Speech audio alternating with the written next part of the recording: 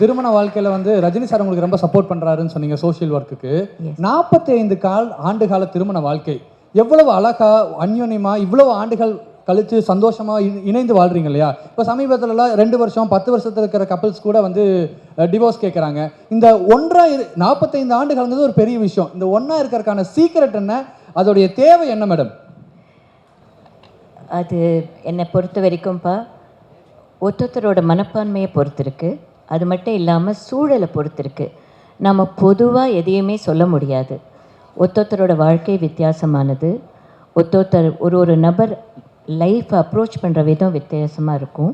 அவங்கவுங்க இருக்கிற சூழல், அவங்களுக்கு கிடைத்த அனுபவங்கள், அவங்களுக்கு கிடைக்கிற நல்லது கெட்டது எல்லாத்தையும் வச்சு பக்குவமாக கொண்டு போகிறது தான். அது அந்த காலத்தில் இவ்வளோ அழுத்தங்கள் எல்லாம் சமாளிக்கக்கூடிய ஒரு மனப்பான்மை இருந்தது. இருந்தாலும் இன்றைக்கும் எவ்வளவோ பேர் நல்லா வாழ்ந்துட்டுருக்காங்க. நம்ம பாசிட்டிவாக இருக்கிறவங்கள பார்த்து சந்தோஷப்படணும். கஷ்டப்படுறவங்கள பார்த்து அவங்களுக்காக வேண்டிக்கணும். இது வந்து ஒரு 2 மனங்களுக்குள்ளே இருக்கிற ஒரு ஆத்மார்த்த அன்பை பொறுத்திருக்கு. மேடம் 60+லையும் இவ்வளோ இண்டிபெண்ட்டாக சோஷியல் ஒர்க் இவ்வளோ அழகாக பண்ணுறீங்க. ஃபேமிலி சப்போர்ட் உங்களுக்கு எவ்வளோ கிடைக்குது மேடம்? அவங்க உங்களுக்கு எவ்வளோ சப்போர்ட்டிவாக இருக்காங்க? Thank you very much. இது விமன் எம்பவர்மெண்ட் கேள்வி மாதிரி. தேங்க்யூ. அவங்க சப்போர்ட் இல்லாமல் எதுவும் நடக்காதுங்க.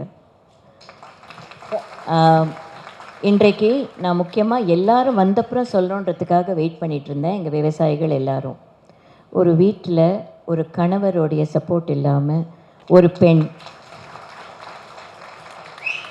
எதையுமே எடுத்து செய்ய முடியாது. பிரதர், சிஸ்டர், பிள்ளைகள், கிராண்ட் சில்ட்ரன் இவங்க எல்லாரும் நம்ம வீட்டில் இருக்கும்போது நம்மளுடைய தாட்ஸை கேட்டு நம்ம சொல்கிறத பங்கு கொண்டு அதில் பார்ட்டிசிபேட் பண்ணி அதில் நம்மளுக்கு ஊக்குவம் கொடுக்கறது இல்லாமல் நம்ம யாருமே எந்த இடத்துலையும் வந்து வேலை செய்ய முடியாது. அதற்கு முதல்ல என் கணவருக்கு நான் தலைவணங்கி நன்றி தெரிவிச்சுக்கிறேன். ஆக்சுவலாக என் மனசுக்கு மக்கள் மேடைன்றது நான் அவருக்கு செய்கிற அர்ப்பணிப்பு மாதிரி தான்.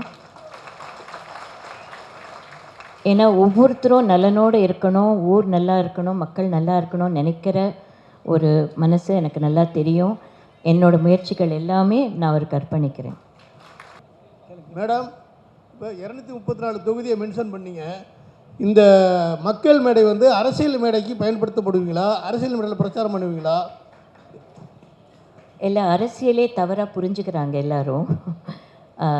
நம்ம ஊரில் டெமோக்ரஸின்றதில் ஒரு பக்கம் ராஜ்யம், ஒரு பக்கம் மக்கள் எல்லாம் ஒன்றா இருந்து மக்கள் சக்தியாக இருக்கும்போது இந்த நாடு இன்னும் சுபிக்ஷம் அடையும், நாடு நல்லா மேம்படும்.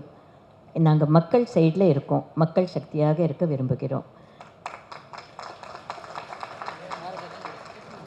அதை வந்து எப்படி ஒருத்தர் கொண்டு போய் எங்கள் கூட கலெக்டர்ஸ் பாரத் சேவாவில் நாங்கள் அப்ரோச் பண்ணும்போது ஒர்க் பண்ணுறாங்க, லோக்கல் ஆஃபீஸர்ஸ் ஒர்க் பண்ணுறாங்க. இதெல்லாம் சேர்ந்து பார்க்கும்பொழுது மக்கள் சைட்லேருந்து ஒவ்வொரு ஊர்லேயும் தலைமை பொறுப்போடு இருக்கிற நிறைய மெம்பர்ஸ் இருக்காங்க.